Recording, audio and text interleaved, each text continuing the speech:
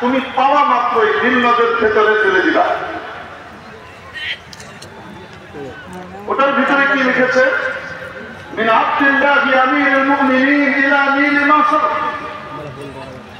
আল্লাহর বান্দা আমিরুল মুমিনিনের পক্ষ থেকে মিশরের নীল নদ বরাবর। ও নীল, যদি তুমি আল্লাহ ছাড়া, মহাপ্রতাপশালী কাহার আল্লাহ ছাড়া আর কারো আদেশে প্রবাহিত হয়ে থাকো, তোমার মতো নীলের পানির আমাদের দরকার নাই। আর যদি তুমি মহাপ্রতাপশালী কাহার আল্লাহ রাব্বুল আলামিনের আদেশে প্রবাহিত হয়ে থাকো, তো তাহলে আমি আল্লাহর কাছে প্রার্থনা করছি যেন তোমার মধ্যে প্রবাহ চলে আসে। আমার এই চিঠি পাওয়া মাত্র যেন তোমার মধ্যে জোয়ারের মান ডাকে। চিঠিটা হযরত আমর ইবনে আসের কাছে পৌঁছে সন্ধ্যার পরে রাতে হযরত আমর ইবনে আস রাদিয়াল্লাহু তাআলা এক মুহূর্ত দেরি না করে ওই পানি পত্রটা নিয়ে ফেলে দেন কোথায়? সকালবেলায় মিশরবাসী অবাক বিস্ময়ে লক্ষ্য করে, কাল সন্ধ্যায়ও যে নীলের তলায় পানি ছিল, খটখট করছিল, সেই নীল নদ বুকুল ছাপিয়ে প্রবাহিত হচ্ছে। মাওলা যদি কারো হয়ে যায়, নদীও কথা শুনে। হযরত আলা ইবনে হাদরামী রাদিয়াল্লাহু তাআলা আনহু নবীজির সাহাবী, কানা মুস্তাজাবুদ দাওয়াত ছিলেন।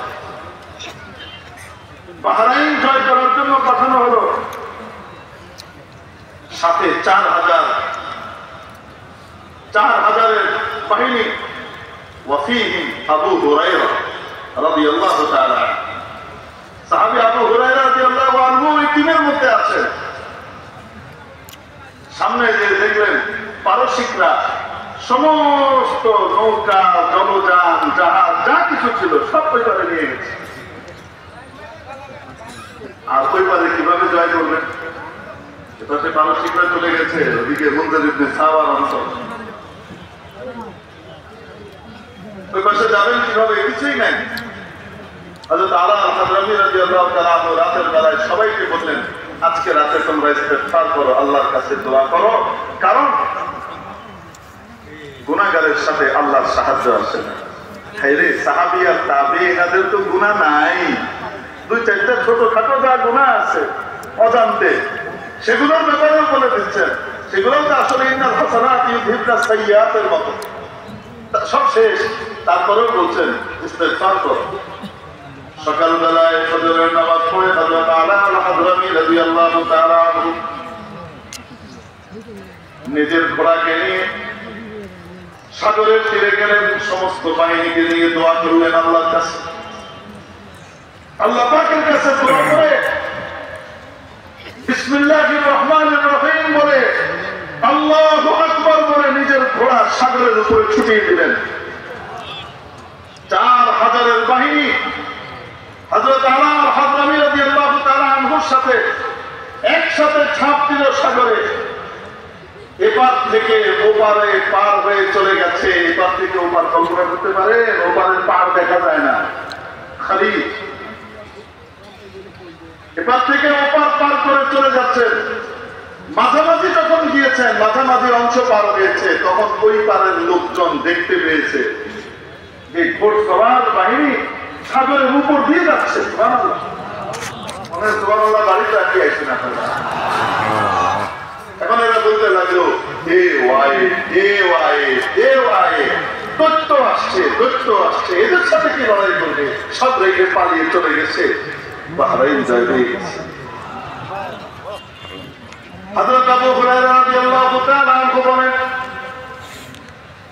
ফাওয়াল্লাহি লাম ইয়াবতাল্লা কদমুন ওয়ালা খুফুন ওয়ালা হাফির। খোদার কসম করে বলি, সাগর পার দিয়ে আমরা চলে গেছি, আমাদের না একজনের পা ভিজেছে, না কোনো উটের খুর ভিজেছে, না কোনো ঘোড়া বা গাধার খুর ভিজেছে। ওপাশে যাওয়ার পরে আমির জিজ্ঞেস করলেন, তোমাদের কারো কি কিছু হারিয়ে গেছে? সবাই বললেন, না, আমাদের কিছুই হারায়নি, আমরা সালিমান গানিমান চলে এসেছি এবারে। একজন বললেন, আমিরে মুহতারাম, আমার থালাটা পড়ে গিয়েছে আসার সময় ঘোড়ার লাশের কারণে। সুবহানাল্লাহ। আমির বললেন, যাও সাগরকে গিয়ে বলো তোমার থালাটা ফিরিয়ে দিতে। উনি গিয়ে বললেন, সাগর আমার থালাটা আমাকে ফিরিয়ে দাও। সাথে সাথে সাগরের তলা থেকে ওনার থালার প্লেট বের হয়ে এসেছে। আল্লাহর সাথে সম্পর্ক হলে সাগরও কথা শুনে। আরে শুধু ওই জমানায় না, এই জমানাতেও তো কথা শুনে। কয়েকশো বছর আগে গোটা বিশ্বকে তো তাক লাগিয়ে দেখিয়ে দিয়েছে আপনাদের সিলেটেরই তো তারিখ। হযরত শাহ জালালউদ্দিন ইয়ামানী রহমতুল্লাহ আলাইহির সাথে 360-এর বিশাল বাহিনী গোটা পরক্তা নদী পাড়ি দিয়ে ওপার থেকে এপারে হেঁটে চলে আসতে যায় আমাদের উপরে। ঠিক ঠিক না? কিছু ভিজে নাই হুজুর, তাও তো কয়েকশো বছর আগের কথা। এখন কি আর সেই বিষয় সম্ভব? আরে ভাই, সন্দ্বীপে একটা মাদ্রাসা আছে। শাইখুল আরব ওয়াল আজম কুতুবুল আলম শাইখুল ইসলাম সৈয়দ হুসাইন আহমদ মাদানী রহমতুল্লাহ আলাইহির একজন জলিলুল কদর খলিফা মুসলিহুল উম্মত শেখ তরিকত হযরত মাওলানা শেখ ইদরিস সাহেব সন্দ্বীপী রহমতুল্লাহ আলাইহি, উনার মাদ্রাসা জামিয়া হুসাইনিয়া কাসিমুল উলুম সন্তোষপুর সন্দ্বীপ, ঢাকার উপকণ্ঠে বিশাল মাদ্রাসা। মাদানীনগর মাদ্রাসার প্রতিষ্ঠাতা, প্রথম মাদ্রাসা ছিল ওনার ওইটা। মাদ্রাসা যখন করেন তখন সাগর অনেক দূরে। আল্লাহর কি কুদরত, নদী সাগর ভাঙছে। ভাঙতে ভাঙতে ভাঙতে ভাঙতে গ্রামের পর গ্রাম, ইউনিয়নের পর ইউনিয়ন পার হয়ে নদীর গর্ভে বিলীন হয়ে গেছে। নদী ভাঙতে ভাঙতে সন্তোষপুর মাদ্রাসার পাশে এসে দাঁড়িয়েছে নদী। বোঝাই যাচ্ছে এর পরের ভাঙনে মাদ্রাসা নদীর গর্ভে তলা, এর পরের ভাঙনেই তলিয়ে যাবে। হযরত মাওলানা ইদরিস সাহেব সন্দ্বীপী রহমতুল্লাহ আলাইহি আওলাদ রাসূল ফিদায়ে মিল্লাত হযরত সৈয়দ আসাদ সাহেব মাদানী রহমতুল্লাহ আলাইহি সন্দ্বীপে দাওয়াত দিলেন।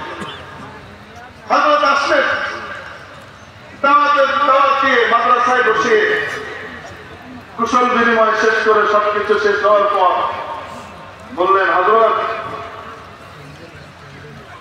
পীর ভাই, ওনার আব্বারই তো খলিফা, তো বলতেছেন, হযরত নদী ভাঙতে ভাঙতে এই পর্যন্ত এসেছে, পরের ভাঙনে মাদ্রাসা যাবে।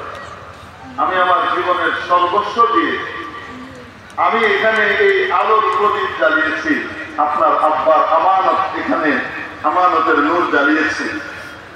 যদি এটা নদীর গর্ভে বিলীন হয়ে যায়, গোটা সন্দ্বীপ আবার শিরক এবং বিদআতের ভিতরে অন্ধকারে নিমজ্জিত হবে। অতএব ব্যবস্থা নেন।